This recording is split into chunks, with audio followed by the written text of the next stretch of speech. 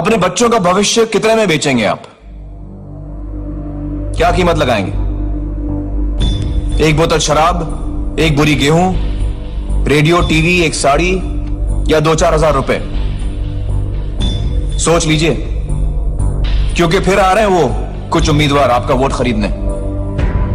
याद रखिए, आज जो आपका वोट खरीदेगा वो कल आपको बेचेगा। इस बार एक बात तय करते हैं कि जो भी उम्मीदवार हमारा वोट खरीदने की कोशिश करेगा उसे तो हम हरगिज वोट नहीं देंगे।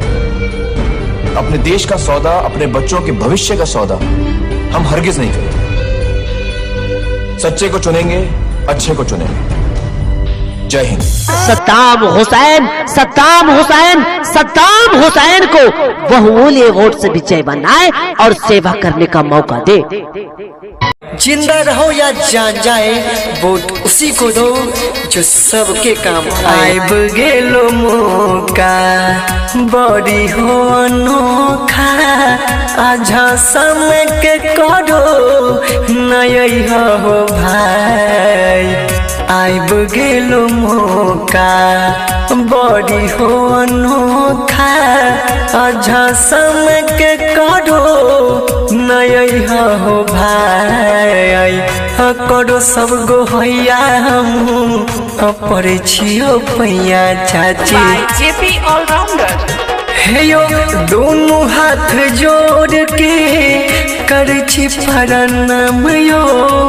जुल्म के टक्कर में संघर्ष हमारा नारा है, जो लुटता है जनता को वही दुश्मन हमारा। सुंदर समैया नहीं गमैया, फेरा में के करो नया हो भाई।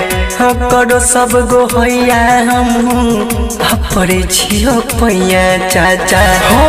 हाथ जोड़ जोड़ के करे छियो प्रणाम हो। राय हक समय लाही को बुझा सकता है कौन? नूरे हक समय लाही को बुझा सकता है कौन?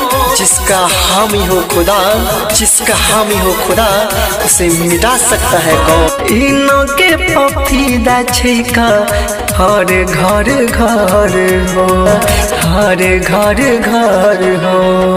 आ तोरे पास भैया अच्छी सबास हो, इनके पास लू अटई हो भाई।